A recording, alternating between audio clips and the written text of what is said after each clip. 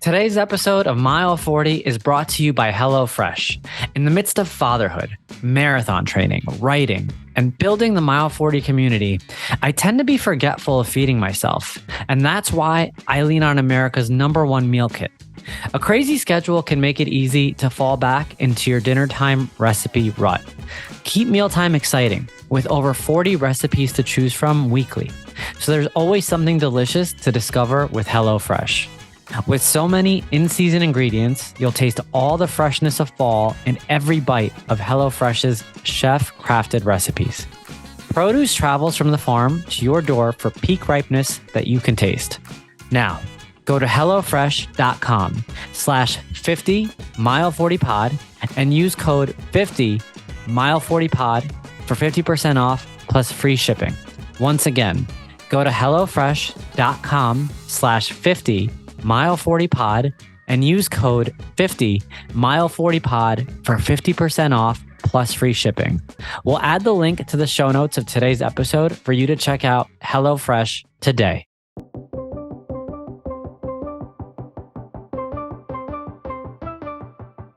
Welcome back to another episode of the Mile 40 podcast. I cannot say thank you enough as we approach the holiday season here.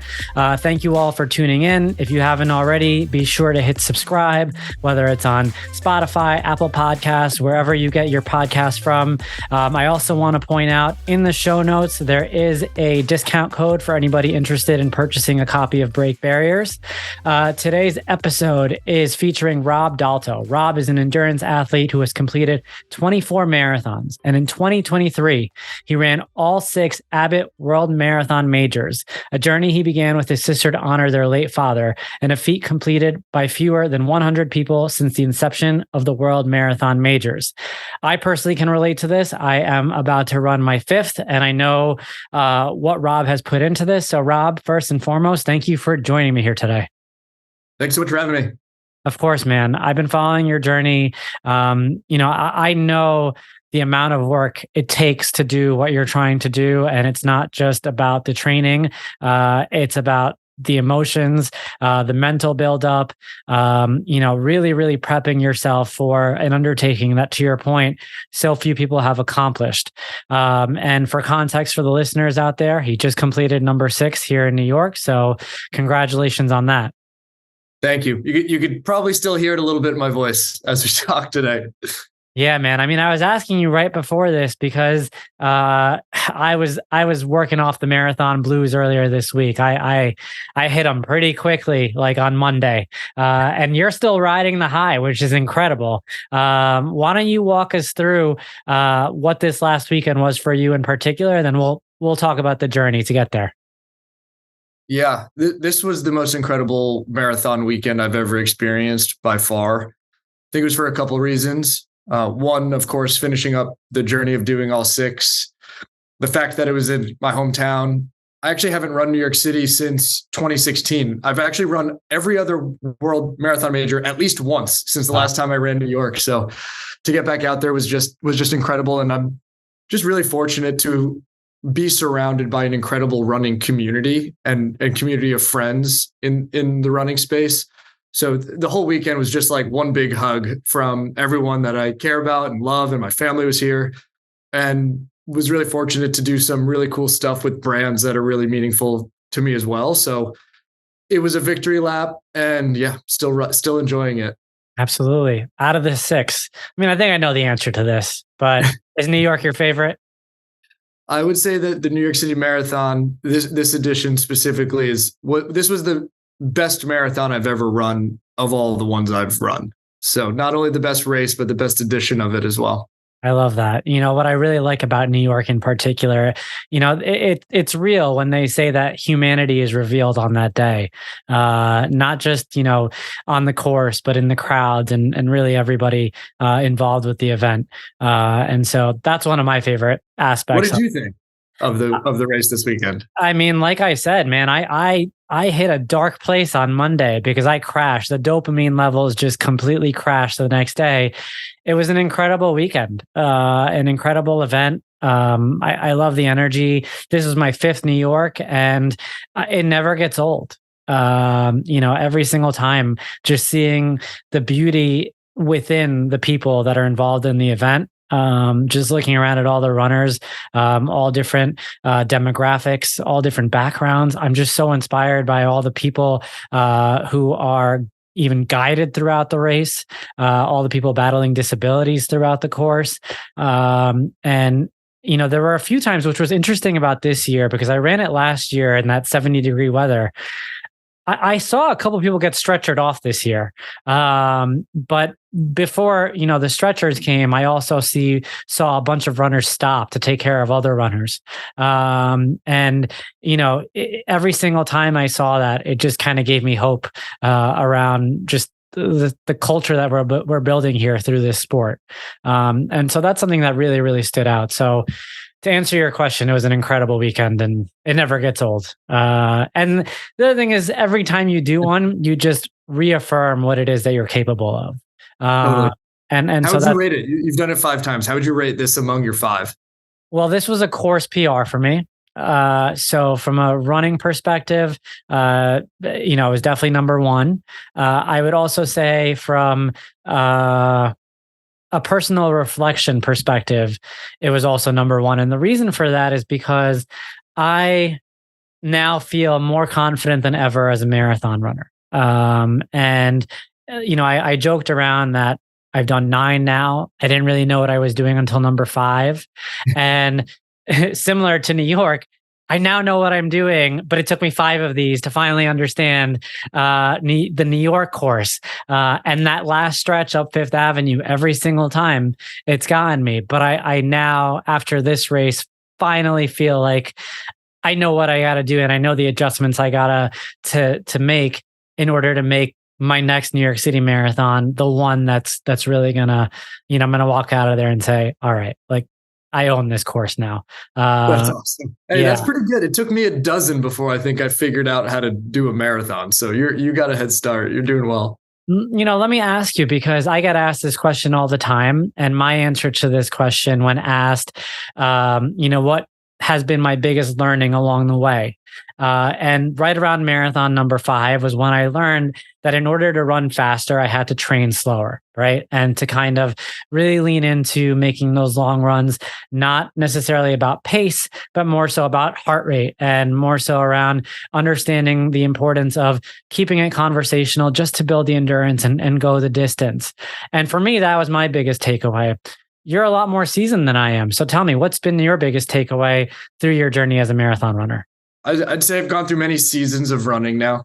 I initially used running as a way to see cities. I was living in Europe and I did a bunch of international marathons, and it was how I toured around.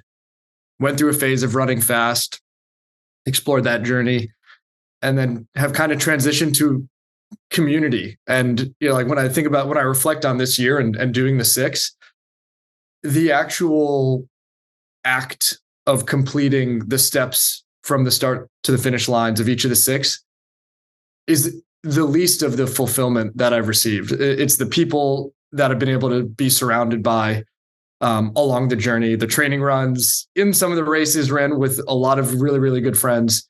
So that's been my biggest learning, and being invested in other people's success has made my own success grow even more. Yeah, I mean, I definitely see that in the messaging that you're putting out there, and it stands out, and it's so true. And one of the things that I really love about the sport is that it transcends athletics. Like a lot of these lessons go way beyond the course or the track or just the daily routine. And that's really what I love about the sport. I want to give the audience some background. I know we dove right in, but let's talk a little bit about where everything began. Where did you grow up, and when did endurance sports become a part of your life? Yeah, I grew up in Connecticut, so I've largely been around the city. My dad moved into Manhattan. He lived up in Harlem when I was around 10 years old. So I was kind of a city rat. I was in the city every weekend, skateboarding around with my dad or whatever. And after college, a year after college, I moved into Manhattan, and I've largely been here ever since. As in terms of endurance sport, I did track and cross country in high school and college. I was actually never very good. And then after college, I was actually always injured. Could never keep my health in order. And so if I couldn't run, I'd end up on the bike. And then there became a period where I couldn't bike. So I swam and then, enter triathlon. Yeah. So I started doing some sprint and Olympic distance triathlons and decided I wanted to do an Ironman. Yeah. So my first marathon was actually an Ironman back in 2000, which I don't necessarily recommend. Well, actually, I do recommend. It was one of the greatest days of my life for sure. Which one was it? It was Mont Tremblant up in Canada. Yeah, fantastic course. Highly recommend it. Yeah. And then I moved to London, and that's where I started my marathon journey. So I guess the Ironman started my endurance journey, and the marathons began in 2015 in Paris. And ran a handful that year, none very fast. Over the years, got a little bit faster, but that's where the endurance journey started. Got it. And you mentioned your sister's taking on this challenge with you too. I don't know if she's doing this as well. So my sister and I, it was actually her idea. Okay.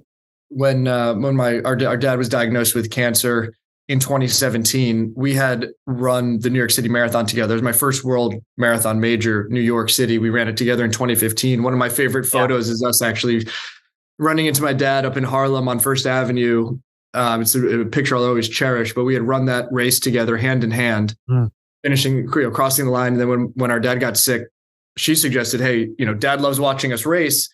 Why don't we go on this journey together? We'll, dad will be a part of it as long as he can. And then we'll finish it together in honor of him. Yeah. And so we finished that journey this year in London. But that was the kind of precursor to being able to get into all 6 in the calendar year as well. So there's a bit of an overlap. Wow.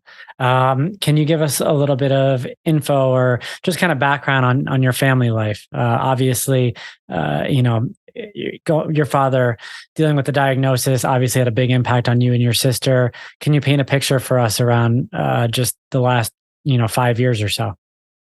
Yeah, I mean, it's really sad and we miss him. I also feel very fortunate for the time we did have. He was diagnosed in 2017. We had about 2 years with him. He passed in April 2019. Yeah. And I always describe it as like a roller coaster where you're always underwater. You're constantly finding hope and you kind of go up, but it's still tough times. And then, one treatment no longer works and you kind of hit another valley and move on to the next phase. But, we had time to kind of experience a lot of life with him, even while things were going sideways and downhill. So we had 2 years of that journey with him. It didn't involve any running. He wasn't able to make it out to any races. Yeah. After he was diagnosed, he actually had a ticket booked to Berlin in 2019. He really wanted to make it out there. It was kind of his mental finish line. It was something he was really fighting for. And he passed away before he made it out there. So for the rest of the family, it was a super meaningful trip to go and remember him and honor him. And, just really just a big part of our grieving process, as a family to continue that journey with him, stay close, stay connected. And for me, it's when I can really connect with him most is in races. And I'll always wear, this is the jersey I wore this year. Ever since he was diagnosed, I wore his name on my chest. And there's something about running and hearing his name called out that just really keeps him alive for me. And, as in New York City, you will hear, if you're wearing your name on your chest, you're going to hear it 1,000 times. And it's just deeply meaningful for me to be able to hear that. It just really keeps him alive in my heart. I just felt all the emotions go through my body when you said that, because, I was wondering why you wore a shirt that said Joseph. And I had no idea this entire time, because I would see the shirt and then I'd be like, his name is Rob. And I couldn't make any sense of it, but this brings it all home. So wow. And just kind of hearing you say that, I totally understand. And you answered the next question that I had naturally around this, was how running was a part of the grieving process. And, I kind of want to elaborate on that a little bit further, outside of the courses and being out there now and taking him there with you. What about when he was, undergoing treatment? What about through the darker times when he was still here? Was running an outlet for you? Yeah, I think it's a coping mechanism. I think it's important distinguish it not as therapy, but as a coping mechanism and a time for peace. I certainly had a therapist on the side. I wouldn't advocate for running as strictly as therapy, but it was an outlet, 100%. Like I always found, for me, when I'm dealing with certain things, I'll pour my heart into other areas. And, for example, when he got diagnosed, I'd actually run my first 9 marathons. I was only a few minutes under 4 hours. I think after 9, I know this. After 9 marathons, my personal best was only 3 hours and 55 minutes. Totally respectable time. That makes me feel really good. My PR is at 3:47, but it took me 8 marathons to get there. Yeah, it takes time. And that's with many years of running under my belt. And when he got diagnosed and we decided we were going on this journey, it became important to me to qualify for the Boston Marathon as part of my way of completing this journey. And in 2 years, I went from 3:55 to 2:59. Wow. Just because I poured my heart into it, because it was going to be meaningful for me to kind of do that as a way to honor him and just kind of put my effort into something that I thought, I knew he'd be proud of. I have no doubt he was watching you cross that finish line this last Sunday. And, I remember I walked past the Abbott tent and I thought of you when I crossed it. And so, congratulations again. It's an incredible feat and to see and hear the purpose behind it. And I can relate on so many contexts of this story. But I have no doubt he's incredibly proud of you, and saw you cross that finish line. It's tough to transition from this. So I'm gonna try to do so tactfully because that was the heart of this episode. But given the context of the audience here, there's obviously a huge runner base. And so we need to dig in a little bit. How did we get that marathon time down? From 350 something to 259. Talk about training for that kind of buildup. Yeah, I'd kind of put it into 2 buckets, really. I mean, first was just volume. Being able to find a way to increase volume and frequency of running while maintaining health. It took me a really long time to learn my body, learn how to manage and navigate through various ailments and injuries and just stay healthy. But once I was able to put together years where I could hit 2,000 miles, the things changed dramatically.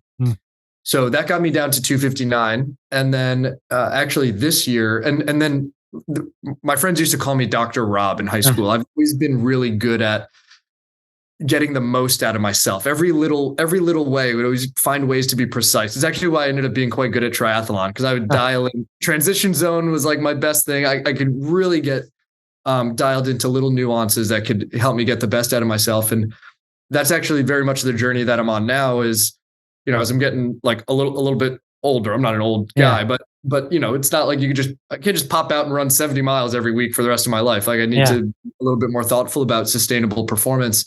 And I very much view this as a lifetime sport. And so what I'm trying to figure out is how do I do that? Yeah. So I've actually partnered up with, it's got Jonah Rosner here in New York, who's just like an absolute mad scientist. And we've been getting dialed in on nutrition. We did do testing to understand like, where's my baseline at? What are my different thresholds? Where do I need to prioritize my training to maximize my performance and my output? How do I supplement with cross training? We're going to be looking more into dialing the nutritional aspect even more, really specific strength training based on like force plate analytics and foot pressure mapping. And we're going to look at stuff with like blood flow restriction performance and stuff. So we're getting like super dialed in. And even just working with him, we did just the second half of my cycle leading into Chicago, where I set a lifetime best. I was able to set a lifetime best on 37% less running mileage than any time I'd gone under 3 hours before. Yeah. So anytime I've had any of the best performances, I was able to do that with less than a third reduced mileage. So always dialing in the performance. There's just so much good data at our fingertips, and things are accessible now that weren't before. Like a VO2 test. Yeah. I mean, I used to hear about that. I'm like, oh, that's like for the, not even just professionals, like the top 1% of professionals ever get a VO2 test. Like I didn't think that was something that was accessible to us in our capacity as, just like hobby athletes. I mean, serious hobby athletes, but hobby athletes nonetheless. So just the fact that some of these things are accessible, I love taking advantage of them and learning about them. And then I also just on my social channels love spreading that knowledge out there as well, because so many people love this sport and want to get the most out of themselves. And like, why not work smarter, not harder? Yeah, no, absolutely. You touched on nutrition a little bit. Talk to us about how you've thought about nutrition over the last year in particular. Because again, 6 in 1 year, you need to maintain, and eating becomes a full-time job. So tell us a little bit about that. Yeah, there's two things in particular that I changed that have made a big difference. One was just my relationship with alcohol. Like I basically quit drinking a year ago, actually like a year ago from my birthday, which is a couple of days ago. I just want to say like, what would life be like without this really in it that much? And my training cycle, like my performance just like shot through the roof. I never realized how much like literally having like a drink or two could impact your performance. So that was like a real eye-opening moment for me. Just seeing how much more I could get out of myself without that. And then second was I've always been really passionate about endurance fueling. And so I actually make my own electrolytes and my own gels, and I use them for all my races. I put them to the test in the hardest standards. So like rewind back to Chicago. I fueled for Chicago. I fueled for all 6 of the marathons this year with stuff that I made right here in my kitchen. Wow. Just to put it to the test and show like, A, I could do it, make it, and then B, that is performance. So I'm super passionate about understanding what goes into and what we can make productive use of in our systems and metabolisms. That's incredible. So both those points, the point about alcohol, this theme has come up a lot on the show. Personally, I gave up alcohol about 11 months ago. Similarly to you, my mindset was, I want to be the highest performing individual, across different aspects of my life. Running being one of them. I knew I was going to undertake this path similar to you about, trying to knock out the 6, as well as just kind of being the most present as a father and as a husband and with every element of my life and, with the platform and building it. And so just hearing you say that, kind of reaffirms what I was going for and just, it makes me feel good because I've seen what you accomplished. And as I aspire to get there, knowing that, you've done it is just awesome to hear. About the gels, I haven't heard anything like this before. So this is interesting. Not asking you to share any of your proprietary formulas, but I am going to ask you, is this something that you perhaps would be considering to kind of go down as a path for yourself, from a business perspective? Yeah. And there's nothing proprietary. I mean, just for the, to the whole theme of accessibility, one thing that kind of frustrated me was like, I love Morton gels. Yeah. But they're $4 each. And like when I'm out running 60, 70 miles a week, if you're actually going to fuel in the way that your body needs and your body can benefit from, you need so many of these things and you need to be consuming so many of these products that it's not financially sustainable. And so I like kind of looked at them like, here's a great product, but it's so darn expensive. Like there's got to be a better way. Yeah. And when you look at it, there's 5 ingredients. So I'm thinking to myself, I bet you I could do this. Now, Morton, what they've created is a hydrogel, which requires real chemistry. Sure. I figured out how to make it in my own apartment. Like it literally is a science experiment, but it works. And so I've made hydrogels. Lately, I've just focused on really simple styles of gel, more traditional type gels. But I do definitely see an opportunity in the market or a gap in the market that hits that right point of accessibility and quality. I think traditionally what a lot of folks would find is there are products that are reasonably priced, but they don't like them. Think like goo branded gels. There's products that people really enjoy, but are not necessarily price accessible. I think Morton fits into this category and there's a couple other premium products. So I think there's a balance to be struck out there with a really keen eye on quality, clean ingredients that are performant, like no extra stuff. One of the things that my friends find really interesting about the gels I make is they look at it, it's got more carbohydrate than most products, but it's smaller. And it's because there's no extra stuff in there. It's just what you need to be successful. So it's definitely something that interests me. It's something I'm passionate about. Also an area where people can stand to benefit from education. This year, I've worked with a lot of newer runners who may be learning about carbohydrate intake, but are so new to the space around electrolytes. And there's so many misconceptions out there about salt. Salt is such a dirty word in the food pyramid, but it's a critical thing to be consuming. So that's super insightful and super cool. I was kind of geeking out just kind of listening to you talk about it.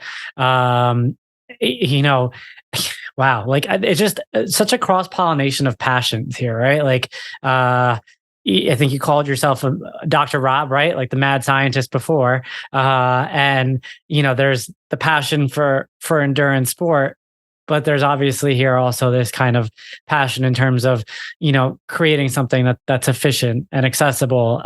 And there's a bigger vision for this. You had mentioned your age earlier, but you didn't give us your age. How old are you, if you don't mind me asking? I just turned 36. Incredible. I mean, you should be very proud of yourself. And I know I'm proud to have you on here because what you've accomplished in short time, really sets an example and kind of sets the bar here. You pointed out in the last year in particular, you've really built a lot of partnerships across the board as you kind of have taken on this endeavor. Did you ever envision years ago that running would turn into this kind of platform for you? No, this has been a dream, honestly, this whole year. It's crazy what you can accomplish in a short period of time when you pour your heart into it. I feel incredibly blessed, incredibly lucky, incredibly fortunate. I'm pinching myself like every day that I just ran the New York City Marathon, was with Abbott, with ASICS, with brands that I'm so passionate about and have had such a meaningful impact on my life. I literally have the 6 stars of the Abbott World Marathon Majors tattooed on my leg. I've literally run a lap around the planet wearing ASICS shoes. I've done 25,000 miles in ASICS shoes. So these are just two brands that are deeply meaningful to me personally, and the whole purpose of my journey. So to be able to partner with them has just been absolutely incredible. Amazing. Give me like a short-term goal for you right now. You've obviously accomplished the biggest goal that you probably had in mind for the last year. Is there anything on the horizon? Yeah, something that's deeply meaningful to me is this summer I met someone who's now a really good friend, Shaq Roberts, and he's from St. Kitts. He grew up in the Bronx, and we met in Central Park, and we got talking, and he was talking about how growing up in the Bronx, he didn't really feel supported in the running community. It wasn't like a cool thing. And so we said, let's just like start showing up and see what happens. We've launched a run club, the Bronx Burners, which is actually now affiliated with New York Roadrunners. We have incorporated ourselves as a nonprofit organization. We have given out our first scholarship for $3,000 to a young student athlete up in the Bronx. And that's super meaningful for me to build out in the short term. We've got a goal. We want to bring that fund up to $50,000 to give out towards scholarships in the coming year. So that is something that I'm really passionate about, continuing to build the pipeline of young talent, and then be able to build out the reserve in the fund so we can give out scholarships. That's awesome. Rob, I want to just kind of thank you because you touch on so many important points here. And when I look at you as a beacon of hope, and as really an example of someone who turned this sport into so much more than, just a couple medals, so much more than just kind of a bunch of bullets on the resume.